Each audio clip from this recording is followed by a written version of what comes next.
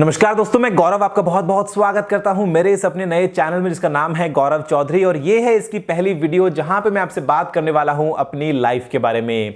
आप में से हो सकता है बहुत सारे व्यूअर्स मुझे पहले से जानते होंगे, अगर आप नहीं जानते हैं तो सोच रहे हैं कि यार ये अपनी लाइफ के बारे में क्यों बात कर रहा है। तो दोस्तों यहाँ पे मुझे ऐसा लगता है कि जो लाइफ रही है मेरी कंप्लीट पिछले 26 सालों की, आज है 7 मई 2017 मेरा 26वां जन्मदिन, तो वो काफी इंटरेस्टिंग है। और ऐसे में शायद उसमें से आपके लिए कुछ अच्छा मैसेज निकल जाए, क्या पता आपके लिए कुछ इंस्पिरेशन हो, क्या पता वहां पे आपके लिए कुछ अच्छा मोटिवेशन हो। तो मुझे लगता है कि मैं शेयर करता हूं आपके साथ अपनी लाइफ का पूरा सफर, जहां पे काफी सारे अप्स एंड डाउन्स हैं, कैसे चीजें आगे बढ़ी और कैसे गौरव चौधरी से मैं आज बन के बैठा हूं टेक्निकल गुरुजी आपके सामने इस कैमरा के। आपको अगर नहीं मालूम है कि टेक्निकल गुरुजी क्या है, तो ये है दोस्तों एक यूट्यूब चैनल जहां पे मैं बात करता हूं टेक्नोलॉजी के बारे में, मैं बनाता हूं इंटरेस्टिंग टेक वीडियोस। तो कैसा कंप्लीट सफर रहा ये मैं आपके साथ में आज शेयर करने वाला हूं। मैंने इससे पहले यूट्यूब पे बहुत सारी वीडियोस देखी हैं मेरी बायोग्राफी के नाम से, गौरव चौधरी जर्नी, टेक्निकल गुरुजी जर्नी वगैरह, लेकिन वहां पे जो इन्फॉर्मेशन है वो बहुत कम है। तो मुझे लगता है कि बचपन से लेकर आज तक बहुत सारी अच्छी इंटरेस्टिंग बातें जो बिल्कुल बिना किसी फॉर्मेलिटी के मैं आपसे शेयर कर सकता हूं, तो वो मैं आपके सामने लेके आया हूं इस वीडियो में। उम्मीद है कि आपको पसंद आएगी। तो चलिए शुरू करते हैं। दोस्तों देखिए, जो लाइफ है ना वो हम सभी के लिए बहुत ही कमाल का तोहफा है और कुछ एक ऐसा गिफ्ट है जिसकी कोई वैल्यू हम लगा ही नहीं सकते, बिल्कुल अनमोल है और ये हमें एक ही बार मिलता है। और ऐसे में अगर हमने इसका फायदा उठाया, अगर हमने इसको ठीक से इस्तेमाल किया तो बहुत अच्छी बात है, और अगर नहीं किया तो फिर यहाँ पे कुछ मतलब बनता नहीं है। फिर दोस्तों चाहे आप लाइफ में छोटे काम करें, कुछ बड़े काम करें, कुछ सपने देखें, उनको पूरा करें, अपने परिवार के लिए, अपने दोस्तों के लिए, अपने देश के लिए, अपनी कम्युनिटी के लिए, इस पूरी दुनिया के लिए कुछ अच्छा करें, कुछ कंट्रीब्यूट करें, जितना हमारी तरफ से बेस्ट पॉसिबल बनता है। हम प्यार मोहब्बत से मिलजुल के रहें तो इससे अच्छी बात क्या हो सकती है। और मुझे दोस्तों जो तोहफा है ये मिला था 7 मई 1991 को अजमेर राजस्थान में। यहां पे दोस्तों मैं पैदा हुआ और चीजें आगे बढ़ रही थी, काफी गर्मी का मौसम था, तो वो तो चलो बातें अलग हैं। फिर दोस्तों जब मैं स्कूल में गया तो नर्सरी से ही मेरा पहला स्टेज एनकाउंटर हो गया। मतलब मैं आज तक भी ऐसा है मुझे कि स्टेज फियर बिल्कुल भी नहीं है। स्टेज फियर का मतलब ये कि मैं आपसे बात कर रहा हूँ कैमरा में, तो मुझे लगता है कि सामने हम सभी लोग बैठे हैं और हम बड़े आराम से बात कर रहे हैं। मैंने स्कूल में, कॉलेज में तरह तरह के फंक्शंस को होस्ट किया। मतलब जो स्टेज फियर था, जो बोलने का ऐसा कुछ झिझक वगैरह थी, वो मेरे अंदर कभी रही ही नहीं, क्योंकि नर्सरी में ही वो एकदम जा चुकी थी। हुआ ये दोस्तों कि स्कूल जाने के करीब 2 महीने के बाद में आया 15 अगस्त, और 15 अगस्त को हम कुछ 15-20 बच्चे थे जिनको एक कविता याद करके स्टेज पे सबके सामने गानी थी। तो प्रिपरेशन चल रही थी, टीचर्स हमसे प्रैक्टिस वगैरह करवाती थी, सब चीजें काफी अच्छी थी, मैं भी काफी एक्साइटेड था। जिस दिन आया 15 अगस्त का दिन, तो उस दिन हम सभी चले गए स्टेज पे और मैंने देखा कि सामने सिर्फ एक माइक है। यार माइक एक है, हम सभी जो हैं वो 15 लोग, और इसमें फिर मेरी आवाज़ की कहाँ पहचान है, मुझे तो अपनी कविता गानी है। तो वो दोस्तों जो कविता थी वो तो मैंने पूरी करी, लेकिन फिर मैं स्टेज पे अड़ गया कि मुझे खुद से अकेले से अपनी एक अलग से कविता सुनानी है जो मैंने घर पे पहले सीखी हुई थी। जिद मेरी पूरी हुई, मैंने वहाँ पे स्टेज पे दोस्तों परफॉर्म किया। और परफॉर्म का मतलब ये कि मुझे ना नाचना आता है, ना मुझे गाना आता है, आर्टिस्ट मैं कोई हूँ नहीं, लेकिन मैंने वो कविता उस टाइम पे गाई और काफ़ी अच्छा सीन रहा। और उसके बाद से ही स्टेज का फियर तो कंप्लीटली जा चुका था और मुझे तभी से इंटरेस्ट था और ज़्यादा बातें करने का, अपनी जो बातें हैं वो सुनाने का, सबके सामने आप सभी से शेयर करने का। और आज भी अपने आप को इतना लकी महसूस करता हूँ कि मैं आज एटलीस्ट अपने मन की बात आप सभी के सामने रख पा रहा हूँ। दोस्तों उसके बाद में जब चीज़ें आगे बढ़ी तो मेरी लाइफ में कंप्यूटर्स ने बहुत ही एक इंटरेस्टिंग जगह बना ली थी। फर्स्ट स्टैंडर्ड से ही हम सभी जो थे स्कूल में वो कंप्यूटर्स पढ़ रहे थे। यहाँ पे दोस्तों वो जो कंप्यूटर्स थे उस टाइम पे नहीं तो कलर मॉनिटर था, नहीं वहाँ पे हम विंडोज़ काम में लेते थे। तो वहाँ पे होता ये था कि जो टीचर हमारी थी दोस्तों वो हमको पढ़ाती थी लोगो और बेसिक लैंग्वेज। वो बोर्ड पे कुछ 8-10 लाइन के प्रोग्राम्स लिखती थी और उनसे होता ये था कि अगर आप उनको कंप्यूटर में टाइप करेंगे तो स्क्रीन पे कभी ट्राइंगल आएगा, कभी स्क्वायर आएगा, कभी पेंटागन, कभी हेक्सागन, कभी हेप्टागन वगैरह। तो अलग अलग शेप्स के लिए वो 10-10 लाइन के प्रोग्राम्स हुआ करते थे। अब होता दोस्तों ये था कि टीचर ने लिख दिया बोर्ड पे, हम ढूंढ ढूंढ के, अच्छा ए कहाँ पे है, ब्रैकेट कहाँ पे है, कॉमा कहाँ पे है, सेमीकोलन कहाँ पे है, वो सिंबल ढूंढ ढूंढ के हम उन प्रोग्राम्स को टाइप किया करते थे। गलती से कभी कोई दूसरा बटन क्लिक हो जाए तो कुछ अलग मेन्यू खुल जाता था। तो ऐसे में लगता था कि यार हमसे जो है कुछ गलती हो गई है। टीचर आती, हमको थोड़ा सा डांट लगाती और कंप्यूटर को वापस से ठीक कर देती। तो इतना कभी एक्साइटिंग तरीके से कंप्यूटर पे काम कर नहीं पाया, बिकॉज स्कूल में आपको मालूम है कि थोड़ा सा एक बाउंडेशन तो रहता ही है, लेकिन हाँ इंटरेस्ट बहुत था कि यार ये कुछ जादू वाली सी मशीन है। जब पहली बार घर पे कंप्यूटर आया तब ये मालूम चला कि यहाँ पे सिर्फ 2 ही चीजें होती हैं, ओके और कैंसिल। कुछ समझ में आए तो ओके दबाओ, नहीं आए तो कैंसिल दबाओ, और कंप्यूटर कभी भी खराब नहीं होता है। बाय द वे जो मेरा पहला कंप्यूटर था दोस्तों, वहां पे उसमें थी 32 MB की रैम और 4.5 GB की हार्ड ड्राइव, मॉनिटर के नीचे फ्लैट लगने वाला CPU, जहां पे हम उस टाइम पे फ्लॉपीज को भी काम में लिया करते थे, जो कि होती थी 1.44 MB की। तो वो दोस्तों सीन रूटीन आगे बढ़ा, लाइफ आगे बढ़ती रही और बचपन से ही जो मेरा इंटरेस्ट था वो कंप्यूटर्स के अलावा और गैजेट्स में भी डेवलप हो गया। फिर चाहे वो एकदम बेसिक टॉर्च हो या फिर कैलकुलेटर है या फिर रेडियो है, कि आखिर यहां पे अंदर क्या हो रहा है, कुछ तो जादू वाली सी बात है। चाहे टेलीविजन हो, चाहे कोई मतलब इस टाइप का कोई भी अगर इलेक्ट्रॉनिक गैजेट है, उनको लेके मेरे अंदर एक अलग ही टाइप का इंटरेस्ट जो है वो डेवलप होता रहा और चीजें आगे बढ़ती रही। पढ़ाई के दोस्तों मामले में मैं हमेशा लकी रहा, थोड़ा सा मतलब सही टाइम पे सही चीजें पढ़ने के बाद में एग्जाम्स मेरे हमेशा ठीक ही होते थे। हालांकि मैं ऐसा नहीं था कि बिल्कुल एकदम स्टूडियस था स्कूल में, लेकिन मैंने परफॉर्म हमेशा अच्छा किया और बचपन से लेके 10th स्टैंडर्ड तक हमेशा फर्स्ट पोजीशन मुझे मिलती रही। बीच में टाइम ऐसा होता था जब मैं बाहर कभी खेलता था क्रिकेट, तो उस टाइम पे क्रिकेट खेलते टाइम पे बीच में अगर मेरी बैटिंग का मुझे वेट करना है, अभी आराम से टाइम है, तो उस टाइम पे अगर एग्जाम चल रहे हैं तो एग्जाम में मैंने कभी खेलना बंद नहीं किया, लेकिन बीच बीच में घर पे आ रहा हूं, दौड़ के आ गया घर पे, बुक खोली, 2 चीजें देखी, पढ़ी, उसके बाद वापस चला गया। मतलब मैंने इस तरीके से जो था वो बचपन मेरा बीता आगे और सब चीजें एकदम बढ़िया जा रही थी। दोस्तों 10th स्टैंडर्ड के बाद में जब मैंने 10th एकदम कंप्लीट कर ली, उसके बाद में मैं अपने परिवार के साथ में शिफ्ट हो गया बीकानेर।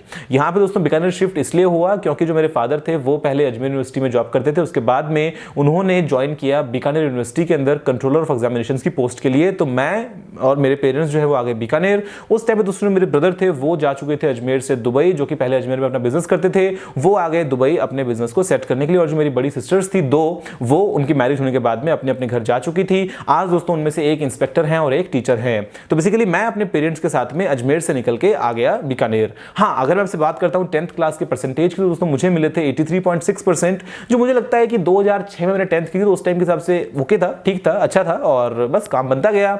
जब दोस्तों मैं आया निकल के बीकानेर, तो यहाँ पे एकदम नया शहर, नए लोग, नया माहौल, बिल्कुल एकदम अलग ही एक्सपीरियंस, अलग ही स्कूल। मैंने वहाँ पे ज्वाइन किया केंद्रीय विद्यालय और मैंने दोस्तों वहाँ पे लिया साइंस मैथ्स। हिंदी जो है वो मैंने सिर्फ 10th क्लास तक पढ़ी है, 10th के बाद मैंने हिंदी कभी नहीं पढ़ी। और जो स्कूलिंग थी वो बचपन से इंग्लिश मीडियम में ही थी, तो मतलब हिंदी बस वो हिंदी के लिए पढ़ते थे और 10th तक पढ़ी। लेकिन आज देखो क्या कमाल की बात है कि मैं आपसे यहाँ पे हिंदी में बात कर रहा हूँ और हम हिंदी में वीडियोस बना रहे हैं। तो हुआ दोस्तों ये कि जब मैं आया बीकानेर तो मैंने पढ़ना स्टार्ट किया कंप्यूटर साइंस के अंदर C++ लैंग्वेज को। वो मेरा पहला एक्सपीरियंस था किसी भी टाइप की प्रोफेशनल कोडिंग की। अगर मैं आपसे बात करूं कि बचपन में तो था वो एक अलग ही चीज चलती थी। मतलब मुझे याद है कि 7th 8th स्टैंडर्ड में, 9th स्टैंडर्ड में होता ये था कि मेरे पास, मैं घर पे कंप्यूटर में कुछ कुछ काम करता था, स्कूल में आके अपने जो बाकी दोस्त थे, जो कंप्यूटर टीचर था, उनको दिखाया करता था कि कैसे मैंने कुछ कमाल कर लिया। मतलब मैंने घर पे कुछ एक्सपेरिमेंट किया, उस चीज को मैं स्कूल में आके रेप्लिकेट करता था कि मालूम है कि विंडोज वाला जो मेन्यू खोलता है उसके लिए कितने कितने ऑप्शंस हैं, कंट्रोल एस्केप से खुलता है, विंडोज से खुलता है, इससे खुलता है। मतलब वो सब जो चीजें हैं ना, वो मैंने सीख सीख के कुछ कुछ तुक्के लगे, कुछ कुछ घर पे एक्सपेरिमेंट किया। मैंने कंप्यूटर्स पे बहुत टाइम स्पेंड किया था, तो वो चीजें मैं स्कूल में भी दिखाया करता था। तो मतलब ये था कि हाँ, इसको सब कुछ आता है। हालांकि सब कुछ मैं पता नहीं क्या ही आता था, लेकिन उस टाइम पे भी एक इमेज ऐसी थी कि हाँ, स्कूल में कंप्यूटर्स में ये जो है इसको सब कुछ मालूम है। तो वो चीज जो है वो और आगे बढ़ी जब मैंने दोस्तों पढ़ना स्टार्ट किया C++ लैंग्वेज को, और काफी इंटरेस्टिंग रहा उस टाइम पे और काफी मैंने कोडिंग भी सीखी। हालांकि मेरा इंटरेस्ट मेन सॉफ्टवेयर में था नहीं, मेरा मेन इंटरेस्ट हार्डवेयर में था, लेकिन फिर भी काफी अच्छा मौका मिला और कंप्यूटर से इंटरेक्ट करने का। अब दोस्तों इसी दौरान जब मैं अपनी 11th क्लास कंप्लीट करने वाला था, जनवरी का महीना था ये, मतलब बीकानेर आए हुए मुश्किल से कुछ 8-9 महीने हुए थे, उस टाइम पे मेरे फादर का कार एक्सीडेंट हो गया। तो पापा जो थे दोस्तों मेरे, वो चले गए कोमा में और चीजें काफी लाइक एकदम अस्त व्यस्त हो गई थी, बिकॉज मैं उस टाइम पे 15.5 साल का था। स्कूल भी देखना है, जो ब्रदर हैं वो दुबई में अपना बिजनेस कर रहे हैं, उनके लिए वो भी जरूरी है, मुझे घर भी देखना है, मुझे बाहर की चीजें भी देखनी है, मुझे पढ़ाई भी देखनी है। तो चीजें कंप्लीट मिक्स रही, लेकिन अच्छे से सबकी ताकत के साथ में समय जो था वो आगे बीतता गया। और उसके बाद में क्योंकि हम सभी बीकानेर में थे, वहां से हम कहीं नहीं जा सकते थे, तो मैंने अपने इंजीनियरिंग के लिए भी बीकानेर के ही एक छोटे से कॉलेज में एडमिशन ले लिया। लेकिन फिर भी मन में वही था, जो हार्डवेयर चल रहा है, जो चीजें चल रही है, मतलब कुछ तो सीखना है, कुछ तो करना है। तो दोस्तों जो इंटरेस्ट था उसी के हिसाब से मैंने एडमिशन लिया इलेक्ट्रॉनिक्स एंड कम्युनिकेशन के लिए। जब इंजीनियरिंग में आया तो वहां पे देखा तो यार मैथ तो बड़ा मुश्किल लगता था। मतलब हालांकि बचपन से मैं मैथ में ओके हूं, कभी कोई प्रॉब्लम नहीं हुई है, मैथ एकदम मेरा फर्स्ट क्लास चलता है। लेकिन फिर भी इंजीनियरिंग के टाइम पे ये हुआ कि यार मैं तो इलेक्ट्रॉनिक्स एंड कम्युनिकेशन पढ़ने आया था, यहाँ पे तो चीजें कुछ और ही पढ़ाई जा रही है। क्योंकि जो फर्स्ट ईयर आपको मालूम है कैसा होता है, जहां पे आपको जेनेरिक बहुत सारी चीजें पढ़ने को मिलती हैं। तो चीजें अल्टीमेटली आगे बढ़ती रही, लेकिन मेरा जो इंटरेस्ट था वो बहुत अच्छे से था कि बस मुझे इसी चीज में कुछ ना कुछ तो करना है। यहाँ पे दोस्तों हुआ ये कि 2009 में जब मैं 3rd सेमेस्टर में था, उस टाइम पे मूवी आई थी 3 इडियट्स। और जब मैंने देखी मूवी 3 इडियट्स तो उस टाइम पे पहली बार देखा क्वाडकॉप्टर कि ये क्या चीज है भाई, ये तो कुछ कमाल है। उस टाइम पे किसी को नाम भी नहीं मालूम था, मतलब पूछोगे कि वो क्या है तो कोई शायद बोल भी ना पाएगा कि वो क्वाड रोटर हेलीकॉप्टर है, वो क्वाड रोटर है, वो क्वाड्रोकॉप्टर है, वो क्वाडकॉप्टर है, वो ड्रोन है, वो क्या है, वो नाम भी नहीं मालूम। मतलब वो होता कैसे, चलता कैसे, वो भी नहीं मालूम। एकदम पहली बार देखा था हमने। और उस टाइम पे तो वीरू शास्त्री बुद्धि को भी नहीं मालूम था, तो हमको कैसे मालूम होगा। तो चीज़ें तो सिर्फ मतलब आगे बढ़ती गई और हमने सोच लिया कि हमको ये ड्रोन तो बनाना है। मैं अपने कुछ दोस्तों के साथ में, यहाँ पे साथ में अभिजीत था, एक दोस्त था मेरा अमित, उसके अलावा निखिल और साथ में कमलेश, हम सब दोस्तों मतलब सोच लिया था कि हम सब ने मिलकर कि हमको तो ये बनाना है। और हम आए बाद में दिल्ली में है लाजपत राय मार्केट चांदनी चौक में, वहाँ पे हम आए और हमने कुछ भी ऐसे ही मतलब बस सामान खरीद लिया कि हाँ हम बनाएंगे। और जब लौट के आए बीकानेर तो देखा कि जो सामान था वो किसी काम का था नहीं, हमको दुकानदार ने चूना लगा दिया और वो जो ड्रोन है वो तो बन ही नहीं सकता, मतलब पता नहीं हमने क्या यहाँ पे कर लिया है। इसी दोस्तों दौरान मैंने अपने फादर को लूज़ किया, ये भी 3rd सेमेस्टर की बात है, और उस टाइम पर उनकी डेथ हुई और पीछे बीकानेर में मैं और मेरी मदर ही थे। लेकिन क्योंकि मैं इंजीनियरिंग में एडमिशन ले चुका था इसलिए मुझे वो तो आगे कंप्लीट करना ही था, तो आगे फिर और फोकस होता रहा कि अच्छा क्या करना है लाइफ में, और चीज़ें जो थी वो डेवलप होती रही। मैंने आगे चल के जब कोर सब्जेक्ट्स पढ़े, जब मैंने माइक्रो कंट्रोलर को पढ़ा, जब मैंने वहाँ पे पढ़ा कि अच्छा चीज़ें एक्चुअल में कैसी होती है इंजीनियरिंग में, तब समझ में आया कि हाँ अब तो हम ड्रोन बना ही सकते हैं। तो दोस्तों इस टाइम पे ये हुआ कि बाद में वापस से जीरो से स्टार्ट किया और फाइनली जो मेरा बीटेक का फाइनल प्रोजेक्ट था वो था यही ड्रोन, और हमने उसको सक्सेसफुली उड़ाया। और वो एक बहुत ही कमाल की फिल्म थी जहाँ पे उसमें कैमरा भी लगा है, वो ठीक से उड़ भी रहा है, तो ये एक बहुत ही कमाल का एक्सपीरियंस था। तो ये हो गई दोस्तों इंजीनियरिंग की बात पूरी। अब क्योंकि मेरी इंजीनियरिंग पूरी हो चुकी थी, बीकानेर में कोई लिंक था नहीं, वैसे भी वो सिर्फ वो टाइम था जब पापा की वजह से हम सभी को वहाँ पर रहना था। तो वो जब सीन दोस्तों कंप्लीट हुआ, जब मेरी इंजीनियरिंग कंप्लीट हुई, उसके बाद में फुल टाइम मैं और मेरी मम्मी दुबई रहने आ गए, जहाँ पे हम रहते थे अभी साथ में एक साथ। और ये बात है करीब 2012 की। तो उससे पहले भी दुबई जाने आने का चक्कर लगता रहता था, लेकिन उसके बाद से समझ लो कि इंडिया से जो लिंक है एक तरीके से खत्म हो गया और दुबई में एक फ्रेश लाइफ स्टार्ट करी हम सभी ने मिलके। उस टाइम तक मेरे ब्रदर की जो मैरिज है वो हो चुकी थी और हम सभी बाद में यहाँ पे साथ में रहने लगे। अब यहाँ पे दोस्तों सीन क्या हुआ कि क्योंकि मुझे आगे पढ़ना था और घर के साथ में रह के पढ़ना है तो एक और चीज चलो अच्छी फीलिंग होती है। तो मैंने दोस्तों यहाँ पे अप्लाई किया बिट्स पिलानी दुबई कैंपस के लिए, जहाँ पे मुझे वहाँ पे सिलेक्शन होने के बाद में सीट मिली माइक्रो इलेक्ट्रॉनिक्स से ME करने की। और जब मैं यहाँ पे आया तो ये दोस्तों मेरी लाइफ के 2 साल हैं, यहाँ पे कमाल ही हो गया। मतलब जो मेरे प्रोफेसर्स, जो नए दोस्त बने यहाँ पे दोस्तों, जो डॉक्टर के सिंह हैं डिपार्टमेंट ऑफ फिजिक्स के हैं, वो काफ़ी उनके साथ में अच्छा मेरा लिंक बना। इसके अलावा डॉक्टर स्वामीनाथन, जो मुझे IC फैब्रिकेशन मतलब जब मैंने पढ़ा उनसे तो मतलब खुद से हमने चिप्स को डिज़ाइन किया है, हमने खुद से वहाँ पे फैब्रिकेशन किया है, तो ये एक बहुत ही कमाल की चीज़ है। और जो 2 साल थे इस ME के, ये एकदम गेम चेंजिंग थे मुझे कोर इलेक्ट्रॉनिक्स में अंदर घुसाने के लिए। तो यहाँ पे मैंने दोस्तों काम किया नैनो इलेक्ट्रोमैकेनिकल सिस्टम्स के लिए, उसको हम नेम्स कहते हैं शॉर्ट में। मैंने रिसर्च पेपर्स पब्लिश किए बहुत सारे, मैंने ट्रैवल किया इंटरनेशनल अलग अलग जगहों पे, अलग अलग कॉन्फ्रेंसेस को अटेंड किया। साथ में एक और मेरे बहुत ही क्लोज फ्रेंड है जिनका नाम है हरदीप, तो उनके साथ में मिलने के बाद में हमने बहुत सारी चीज़ें आगे और डिस्कस करी कि कैसे हम ये सब चीज़ें करेंगे। और वो जो 2 साल थे वो मतलब मैं कोर इलेक्ट्रॉनिक्स के अंदर घुस चुका था, माइक्रो इलेक्ट्रॉनिक्स के अंदर IC फैब्रिकेशन, कैसे चिप्स को डिज़ाइन करते हैं, क्या क्या चीज़ें हो रही हैं, क्या क्या सेंसर्स बन रहे हैं, मतलब बिल्कुल एकदम बस इंजीनियरिंग के अंदर ही मैं आ गया था। और कंप्यूटर से जो मेरा लिंक है वो थोड़ा सा हट गया था, लेकिन बचपन से ही, क्योंकि मैं आपको बता रहा था कि इंटरेस्ट जो था वो था कंप्यूटर्स में ही, तो घर में मोबाइल फ़ोन से लेके मतलब मुझे जब मैंने मोबाइल फ़ोन यूज़ करना स्टार्ट किया तब से लेके मतलब वो तो एक चीज़ थी कि हाँ भाई कुछ तो चीज़ है यहाँ पे, ये तो अपना मेन है ही है। इसके अलावा मेरा दोस्तों एक बेस्ट फ्रेंड था जो मैं बात कर रहा हूँ आपसे इंजीनियरिंग की, उस टाइम पे वो था मैकेनिकल इंजीनियर, और उसके अलावा एक और मेरा फ्रेंड था वो था ऑटोमोबाइल इंजीनियर। तो उसके साथ में रहते रहते मुझे मैकेनिकल इंजीनियरिंग का भी बहुत ज़्यादा शौक चढ़ गया था, मुझे ऑटोमोबाइल का भी बहुत ज़्यादा शौक चढ़ गया था। तो मतलब गाड़ियाँ, बाइक्स, इंजन्स, क्या क्रैंकशाफ्ट होता है, क्या पिस्टन होता है, कैसी चीज़ें काम करती हैं, तो वो सब चीज़ें मतलब मैंने ना एक बात लाइफ में आगे हमेशा रखी है अपने साथ में, जो आप भी शायद रखेंगे तो आपके लिए काफ़ी अच्छा रहेगा, कि नॉलेज जहां से मिलता है ले लो।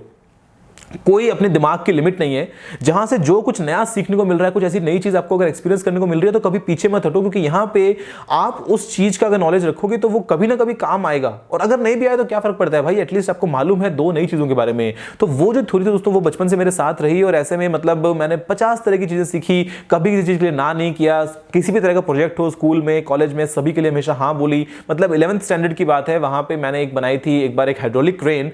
आज की डेट में बहुत सारी चीज़ें हम देखते हैं सोशल मीडिया की वजह से, जहां पे आप शेयर कर पाते हो कि अच्छा इसने ये बनाया है, इसको ये मिला है। मैं आपसे बात करूं 2007 की, तो उस टाइम पे हमारे जो फिजिक्स टीचर थे डॉक्टर आलोक, तो उनके साथ मिलकर हमने एक हाइड्रोलिक क्रेन बनाई। और उस टाइम पे मैं गया कोई एग्जीबिशन में उसको प्रेजेंट करने के लिए, एक रीजनल एग्जीबिशन थी, तो वहां पर मैंने उसको प्रेजेंट किया। तो मतलब वो मेरा इतना इंटरेस्ट नहीं था उस चीज़ के अंदर, मेरा जो इंटरेस्ट था वो था मेन कंप्यूटर्स में, लेकिन क्योंकि वो चीज़ कुछ नई सीखने को मिल रही थी तो मैंने कभी भी मना नहीं किया। तो चीज़ें दोस्तों आगे बढ़ती रही, मैंने अपनी मास्टर्स जो थी वो कंप्लीट करी और यहाँ पे मैं बन गया टॉपर। इसके अलावा मैं अपनी बीटेक के अंदर भी टॉपर था, और उसके अलावा अपने स्कूल टाइम में भी हमेशा से नंबर 1 पे आता रहा। तो मतलब उससे फायदा क्या हुआ मैं आपको बताता हूँ। हालांकि ठीक है, अब मेरी जो पढ़ाई चल रही है, मैंने चाहे अच्छा ग्रैस्प किया, चाहे मैंने अच्छा पेपर लिखा, तो उससे मेरे को मार्क्स मिल गए, वो सब चीज़ अलग है। लेकिन उससे ये हुआ ये कि बचपन से मुझे आज तक कभी भी मेरे परिवार की तरफ से ये नहीं हुआ कि पढ़ाई को लेकर प्रेशर मिला हो। मैंने आराम से एकदम कूल रह के पढ़ाई करी है, जब मुझे मौका मिला है तब करी है। ऐसा नहीं है कि मैं दिन रात, जो हम बोलते हैं ना कि 8 घंटे पढ़ता था रोज, मैं 4 घंटे पढ़ता था, ऐसा कुछ भी नहीं था। मैं अपने 8 घंटे कंप्यूटर के सामने बैठता था, लेकिन टाइम मिलने पे, सही टाइम आने पे पढ़ता भी था। तो वो जो है वो बैलेंस डेवलप करने के साथ साथ में स्कूल में चाहे टीचर्स हो, चाहे जो और मेंटर्स वगैरह, तो सबकी तरफ से एक अच्छा मेरे को सपोर्ट मिला, जो ये समझते थे इस बात को कि हाँ मैं परफॉर्म तो करूंगा लेकिन अपने तरीके से। तो वो दोस्तों चीजें आगे चलती रही, और जब मास्टर्स खत्म हुई तो ये जो टाइम था ये था 2015 का। 2015 के बाद में मेरे पास दोस्तों आगे ऑप्शन था MBA करने का या फिर PhD करने का। बेसिकली जो ऑप्शन था वो था PhD करने का, क्योंकि मैंने इतना सारा रिसर्च जो है वो काम कर लिया था मास्टर्स में कि लगा कि हाँ इसको कंटिन्यू करता हूँ और आगे जाके PhD करता हूँ कहीं किसी यूनिवर्सिटी से। तो मुझे दोस्तों यहाँ पे ऑफर था एक कोरियन यूनिवर्सिटी से और उसके अलावा एक कनेडियन यूनिवर्सिटी से, लेकिन मैं आगे नहीं गया। नहीं क्यों गया? क्योंकि यार 5 साल 6 साल का कमिटमेंट है PhD का। लगता है कि यार आज इंटरेस्ट है, क्या पता कल रहे ना रहे। और मैंने हालांकि काफी पढ़ लिया था, मतलब आज भी मेरा उन्हीं चीजों में इंटरेस्ट है। मैं आज भी फ्री टाइम पे गूगल में ये सब चीजें देखता हूँ, और बचपन से ही इनफैक्ट जब से मुझे इंटरनेट मिला, पहली बार जब इंटरनेट मिला था उस टाइम पे कुछ 250 रुपए का प्लान था घर पे, और उसका जो बिल आया था पहले महीने का वो था 9000 रुपए का। बिकॉज मैंने इतना यूट्यूब देखा, ये बात है करीब 2008 या 2007 या 2008 की। उस टाइम पे मैंने इतना यूट्यूब देखा कि मतलब मैंने ले लिया सब कुछ जो है वो ज्ञान, कोशिश कर ली अपनी तरफ लेने की, और उसके बाद में जो इंटरनेट का बिल है वो इतना आ गया था। तो इंटरनेट पे नई नई चीज़ें देखने का, पढ़ने का, सीखने का बचपन से ही शौक था, जो आज भी मैं कंप्लीट कर रहा हूँ। तो ये सब लगा कि यार PhD को ना अभी एक बार के लिए ड्रॉप करता हूँ, क्योंकि ऐसा ना हो कि कहीं बोर हो जाऊँ मैं इसी चीज़ से। तो PhD दोस्तों मैंने ड्रॉप कर दिया और मैंने स्टार्टिंग कर दी प्रिपरेशन MBA के लिए, जहाँ पे मैंने GMAT की प्रिपरेशन करीब 2 से 3 महीने तक मैंने कंटिन्यू भी करी। फिर दिमाग में आया कि MBA भी नहीं करता हूँ। MBA नहीं करने का रीज़न ये था कि क्योंकि यहाँ पे दुबई में जो मेरे ब्रदर थे वो अपना बिजनेस अच्छे से कर रहे थे, चीज़ें अच्छी चल रही थी यहाँ पे। हालांकि वो टेक्निकल नहीं था, यहाँ पे हम अलग अलग चीज़ों में काम कर रहे थे। उसमें राइस था, उसमें शुगर, परफ्यूम, स्टेशनरी, तो मतलब ये सब चीज़ें जो चल रही हैं, तो बिजनेस तो हो ही रहा है। अभी मुझे अलग से MBA करूँगा तो क्या उसका कुछ रिटर्न मिलेगा एक्चुअल में? तो फिर दोस्तों यहाँ पे मैं था कि भाई अब आगे करूँगा क्या? ठीक है, पढ़ाई हो गई है, अब जॉब मेरा करने का इतना इंटरेस्ट नहीं था उस टाइम पे कि मैं जॉब जॉब जॉब करूँ। हालांकि एक कैंपस रिक्रूटमेंट चल रहा था एप्पल के लिए, लेकिन उसके अलावा मैंने कहीं पे खुद से अप्लाई नहीं किया था। नहीं मैंने बीटेक के बाद किया, नहीं मैंने मास्टर्स के बाद किया, कहीं पे मैंने जॉब के लिए अप्लाई ही नहीं किया। तो ये था कि अच्छा अब क्या करना है, जो बिजनेस था वो तो मेरे लाइन का था नहीं। तो फिर दोस्तों मैंने लिया सर्टिफिकेशन दुबई पुलिस से सिक्योरिटी सिस्टम इंजीनियर का, और हमने एक नई कंपनी स्टार्ट की जहां पे हमने काम करना शुरू किया सिक्योरिटी सिस्टम्स का, जहां पे मैं आपसे बात कर रहा था मान लीजिए CCTV कैमरास की, एक्सेस कंट्रोल सिस्टम्स की, क्योंकि वो मेरे फील्ड का था कुछ, तो मुझे इंटरेस्ट आने लगा और हमने उस चीज में आगे काम करना शुरू कर दिया। इसी बीच दिमाग में ख्याल आता है कि YouTube में कुछ किया जाए। अब YouTube का तो सुनो ओरिजिनल ख्याल है वो, क्योंकि मैं 2007 से YouTube को देख ही रहा था, तो उस टाइम से था दिमाग में कि हाँ यार YouTube जो है वो तो काफी कमाल की चीज है, और मैं देखता था। 2011-12 के आसपास मैंने बहुत सारे और इंडियन क्रिएटर्स को भी देखा, और देखा कि हाँ यार मतलब मैं भी कुछ करता हूँ, कुछ करूंगा। उस टाइम पे जब मैंने अपनी मास्टर्स में एडमिशन लिया था तब की बात है ये वाली, मतलब अपनी बीटेक के फाइनल ईयर के टाइम पे, और जब मास्टर्स में आया उस टाइम पे कि हाँ यार अब मैं कुछ करता हूँ। लेकिन पढ़ाई और रिसर्च का इतना बर्डन रहा कि मैंने कभी कुछ स्टार्ट ही नहीं किया यूट्यूब पे, और अगर मैं करता तो मैं उस टाइम पे शायद इंग्लिश में करता।